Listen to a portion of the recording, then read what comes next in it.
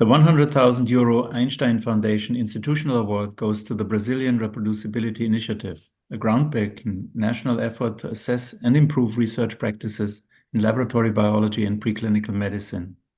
As the world's largest coordinated replication project, it's showing how country-level collaboration can drive lasting reform in science.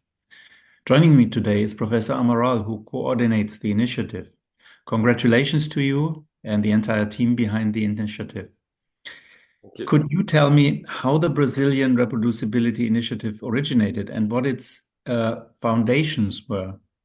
Well, I guess the project owes a lot to previous crowdsourced replication efforts, such as those conducted by the Center for Open Science, the Psychological Science Accelerator, which incidentally have also won this award previously. I was already doing a lot of reproducibility activism nationally at the time, so it was important for us to have locally relevant data to discuss the issue with funding agencies and institutions. And our idea is to have a project that could at the same time collect this data and raise awareness about reproducibility in Brazilian science. So I figured that this nationally based open consortium might be an interesting model. We submitted this in 2017 to a grant call from the Serra Pilheira Institute, which is a private funder that had just gotten established in Brazil. And we're very happy to become their first flagship project in this field. An amazing success story. I mean, on a national level, I mean, that's really great. So from your perspective, what do you think has been the most outstanding result of the Brazilian Reproducibility Initiative so far? Well, I think the most outstanding results is just that it got done because retrospectively it was clearly a bit overambitious. What still surprises me most is actually the size of the consortium we managed to form. We had almost 100 labs signing up, incorporated over 70, had 56 contributing experiments with 200 plus authors. And managing this was, of course, much more challenging than we had expected. And with the pandemic in the meantime, the replication project ended up taking 7 years to publish results. And we're still in the process of actually checking every experiment in detail and revising our preprint. And as this unfolded, we realized that our main asset was really not the results itself, but like following this multitude of labs actually performing replications, including everything that we did wrong and that did not work out, which is a lot. And I think we ended up learning more from this qualitative assessment of ourselves in the process than from the actual replication rates, which actually makes the massive scope of the project more worth it. And beyond the results, I think the other main contribution of the initiative was to give birth to the Brazilian Reproducibility Network, which has been up and running for around 2 years now and congregates a larger community of people, groups, and institutions in different fields of science who are concerned with making science more transparent, more reproducible.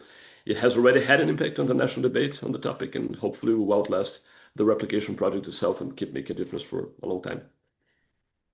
Great impact, and I think that really explains why you won the award. So, talking about the award, how will the Brazilian Reproducibility Initiative will benefit from it? Well, we still have to discuss what to do with the prize with the whole consortium, and it might not be easy to get to consensus with the 200 people. But the two main things I think we could use it for is first to guarantee that the data left by the project, which is a lot, or at least most of it, ends up analyzed in more detail than the bird's eye view of the results we have managed to publish up to now. And the second is to ensure that the Brazilian Reproducibility Network actually remains sustainable beyond its current funding horizon, which is somewhat short. So due to current exchange rates, I think it's very likely that we can actually use the price to pay for personnel for this to purposes for quite a while, I guess, which would be great. Super. So from your perspective and from the initiative's perspective, which efforts to improve research quality in preclinical biomedicine should be highlighted or prioritized over the next, let's say, 2 or 3 years? Well, that's a hard one. So one thing I think we have learned from the initiative is that it's actually quite hard to pull off this kind of confirmatory multi-center replication project within the academic environment. I think most people in academia are not really used to the kind of rigorous coordinated effort that we had envisioned originally. And I think if we want to make this large-scale confirmatory research projects more common, as I think we may have to, we have to build capacity for this, right? Either by developing multi-center consortia that were actually trained for this and have experience, which is not our case initially, or by actually building up research centers that they're dedicated to this larger scale projects. But that, of course, might take more than 2 or 3 years. In the meantime, I think at the level of individual labs, what we can do is try to build more standardized quality control. But that can be quite costly to do, and I don't really think we have the incentive set up for labs to take the time and resources to actually develop better quality control on their own. which of course I think leads me back to the main thing that I think we can improve in the short term, which is research incentives. To me, this is the low-hanging fruit, and I think institutions and funding agencies can both get much better in terms of requiring and rewarding rigor and transparency, which to me is actually the whole point of having done this in Brazil. In the end, most of these incentives are set locally, and I think the project brings data about a national context that we can actually have an impact on. I hope that you're right that the incentives are a low-hanging fruit. At least I I'd think it's congratulate you if they this is can true in Brazil. in Brazil. In Brazil, I think like they're set by like a few funding, like there's big national funding agencies. So if you can get to like the two or three right people, I think there's a chance that you can have But like a big downstream effect.